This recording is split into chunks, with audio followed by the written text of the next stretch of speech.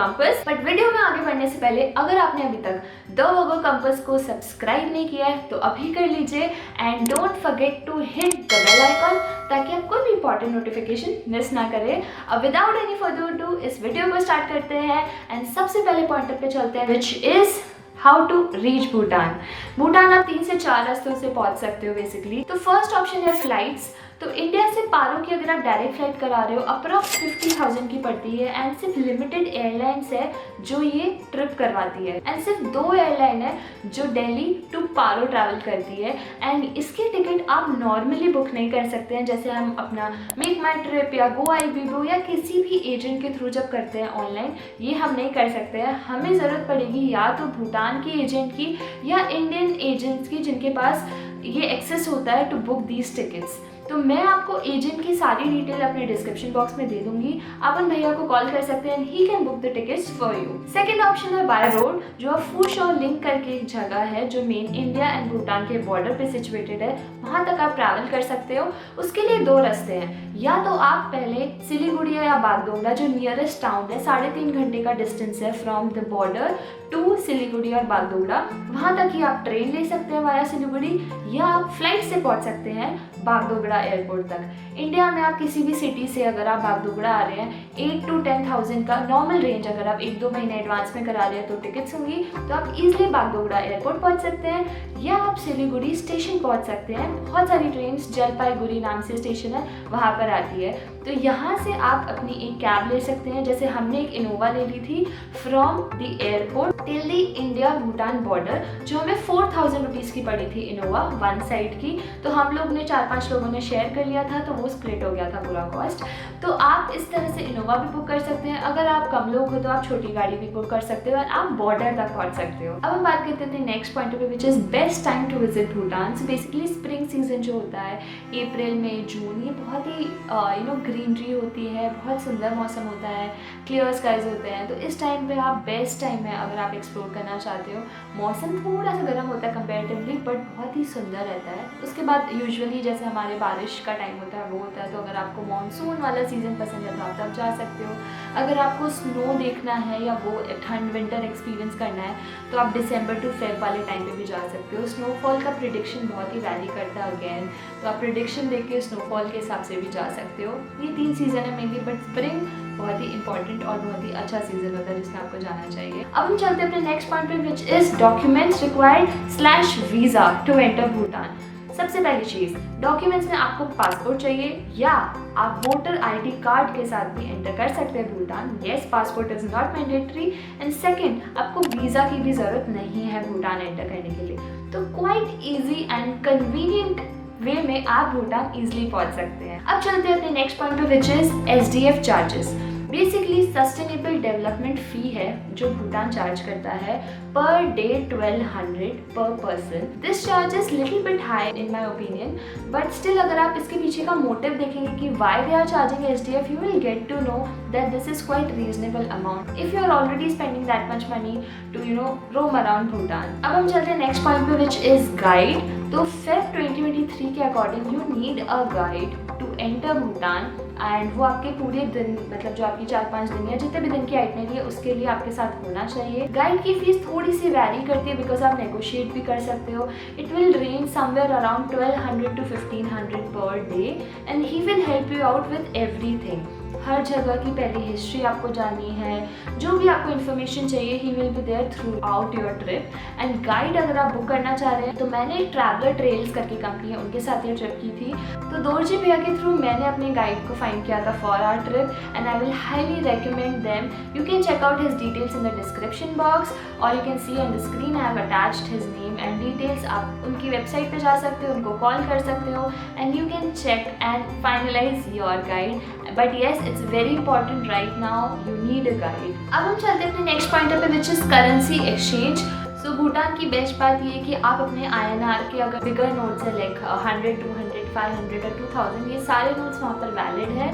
But कभी कभी कुछ शॉप्स पे आपको लगेगा कि 100 या 200 वाले नोट्स कई कई एक्सेप्टेबल नहीं है कई बार। सो बेसिकली उसके लिए आप भूटानीज करेंसी में एक्सचेंज करवा सकते हैं। फूशोलिंग जो बेसिकली बॉर्डर है भूटान का, वहाँ पर भी आपको बहुत सारी जगह मिल जाएगी जहाँ पे एक्सचेंज करवा सकते हैं।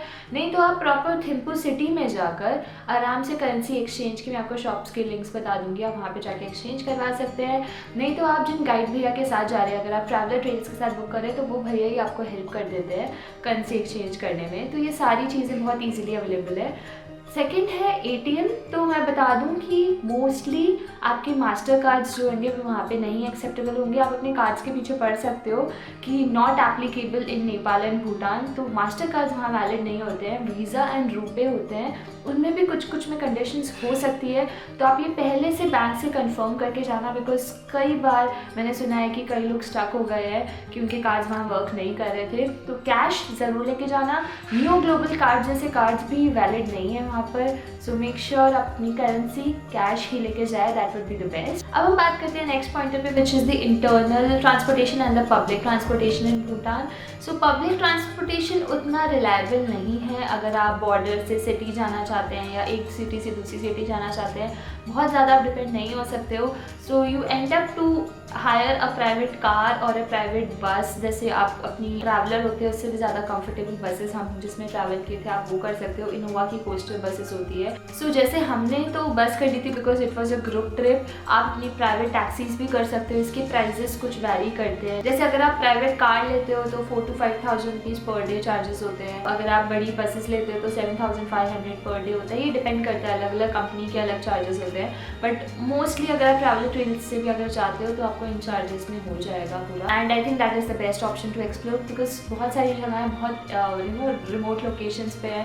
सो इट्स नॉट वेरी रिकमेंडेड कि आप बसेस से जाओ। इंटरनल सिटीज़ में आप स्टिल जा सकते हो। जैसे आप पहुंच गए थिम्पू से पुनाका पहुंच गए, ये ट्रैवल आप फिर भी कर सकते हो टाइम देखते हुए। बट अगर आप एक कंफर्टेबल राइड चाहते हो थ्रू आउट भूटान तो आप वाया कार ट्रैवल आराम से कर सकते हो। नेक्स्ट हम पॉइंट पे चलते हैं which is stage. So basically अभी जो करंट रूल है उसके हिसाब से आपको मिनिमम 3 स्टार प्रॉपर्टी में स्टे करना ज़रूरी है भूटान में। आपको कई बार डॉक्यूमेंट्स अपने इमिग्रेशन पे भी मांग लिए जाते हैं। मैं आपको अपने होटल के नाम बता देती हूँ जहाँ पे हम रुके थे। जैसे थिम्पू में हम रुके थे होटल उगियन में, जो कि काफ़ी कंफर्टेबल थे। उसके रूम्स एंड रूम सर्विसेज वगैरह काफ़ी डिसेंट थी। बट फूड मुझे बहुत एवरेज लगा, मैं बहुत ज़्यादा अच्छा नहीं बोलूँगी इन टर्म्स ऑफ टेस्ट। वो लोग अपना बेस्ट देते हैं बट आपको भूटान में ओवरऑल बहुत ज़्यादा स्पाइसी फूड या जो हम ग्रेवी जैसे सब्जियों की जिस हिसाब से खाते हैं उस टाइप से उतना टेस्ट फ्लेवर नहीं आता है।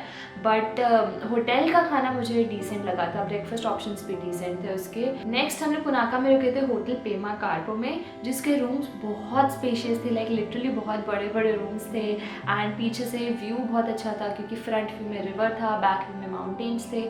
तो ओवरऑल एक्सपीरियंस बहुत अच्छा था। अगर आप कंफर्ट की बात करो या फिर होटल फैसिलिटीज़ और रूम्स की बात करो, काफ़ी डिसेंट था। खाना भी बहुत अमेजिंग था, उसका ब्रेकफास्ट से लेकर डिनर तक बहुत अमेजिंग था। थर्ड मैं बात करूँगी पारो की, जहाँ पे हम लोग कहते हैं होटल खमसों में, जिसके रूम्स बहुत ज़्यादा स्पेशियस नहीं थे बट डिसेंट थे जितने होते हैं। वुडन आर्किटेक्चर वाले थे एंड वो काफ़ी मेन सिटी में है पारो के, तो आपको बहुत ऐसा रिमोट वाली फीलिंग नहीं थी। बट डिसेंट स्टेज बोलूँगी मैं। खाना वगैरह बहुत डिसेंट था, जो उनका रेस्टोरेंट है इन हाउस वो काफ़ी डिसेंट था। तो ये सारे ऑन एन एवरेज आपको 3.7K पर नाइट इस हिसाब से मिलेंगे। किसी में ट्विन शेयरिंग अगर आप लेना चाहते हो, इनकी आप booking.com और इन पे भी देख सकते हो। और अगर आप ट्रैवल ट्रेल्स के साथ जाते हो तो वो आपके बिहाफ पे सारी बुकिंग्स कर देंगे। तो आप पर डिपेंड करता है कि आप कैसे अपने होटल्स बुक करते हो, या सिमिलर बेसिस पे आप कोई 3 स्टार होटल्स भी बुक कर सकते हो। अब हम चलते हैं अपने नेक्स्ट पॉइंट पे, which is food in Bhutan. Thimphu being the capital city, आपको खाने की कोई प्रॉब्लम नहीं होगी। जैसे कैफ़ेज़ की पूरी एक लेन है मेन सिटी सेंटर पे। एम्बिएंट कैफ़े आप ज़रूर जाना, बहुत ही अमेजिंग खाना लगा था हम लोगों को। ओवरऑल एक्सपीरियंस कॉफ़ी से लेके खाने तक बहुत अच्छा था वहाँ पर। भूटान आकर आप यहाँ का लोकल कुजीन ज़रूर ट्राई करना। हमने ट्राई किया था फोक हेरिटेज म्यूजियम रेस्टोरेंट में। टेस्ट काफ़ी डिफरेंट था वहाँ पे। बहुत ही सिंपल सी 2 मील्स है आपके पास, एक छोटी मील है एक बड़ी है। आपको वेज नॉन वेज जैसे ऑप्शंस चाहिए। टेस्ट काफ़ी डिफरेंट था और आपको हर एक, जैसे एमा दाची वहाँ की बहुत ही फेमस डिश है, वो आप ज़रूर ट्राई करना। ये सारी चीज़ें आपको थिम्पू में मिल जाएगी। नेक्स्ट अगर हम पुनाका की बात की जाए, वो थोड़ी सी रिमोट जगह है comparatively as compare to Thimphu. तो वहाँ पे आपको खाने के बहुत ज़्यादा ऑप्शंस नहीं मिलेंगे अगर आप नॉर्थ इंडियन खाना चाहते हो उस टाइप से। बट पुनाका में आपको बहुत ही ज़्यादा अमेजिंग मैगीज़ और मोमोज़ और थुक्पा, ये वाला कल्चर बहुत है। बहुत छोटे छोटे से होम स्टेज बने हुए हैं, उनके अंदर आपको बहुत छोटे छोटे मिल जाएंगी जगह पे, वहाँ के आप ट्रेडिशनल फूड ट्राई कर सकते हो। क्योंकि पुनाका कंपैरेटिवली थोड़ी छोटी सिटी है, बहुत लिमिटेड वहाँ पे रेस्टोरेंट्स है। तो हमने जैसे इन हाउस हमारा डिनर और ब्रेकफास्ट होता था, तो वहाँ का फूड अच्छा था। थर्ड में बात करूँ पारो की, तो अगेन पारो में भी आपको बहुत सारे ऑप्शंस है। जैसे एक माउंटेन कैफ़े है, वो बहुत पूरी लेन जो मेन सिटी सेंटर की है, वहाँ पे बहुत सारे कैफ़ेज़ है, तो आप वहाँ जा सकते हो। माउंटेन कैफ़े भी 2 है एंड बहुत अमेजिंग कॉफ़ी, डिफरेंट वैरायटी की पेस्ट्रीज एंड ऑल थी, वाइब बहुत अच्छी थी। तो being Paro and Thimphu being the main city, आपको यहाँ पे हर टाइप का खाना मिल जाएगा, लोकल से लेके कैफ़े स्टाइल भी आपको नॉर्थ इंडियन खाना खाना है। पुनाका में थोड़ा बहुत आपको कम ऑप्शंस मिलेंगे, बट आप ट्रेडिशनल खाना अगर खाना चाहते हो तो आपको तीनों जगह बहुत अच्छे मिलेंगे।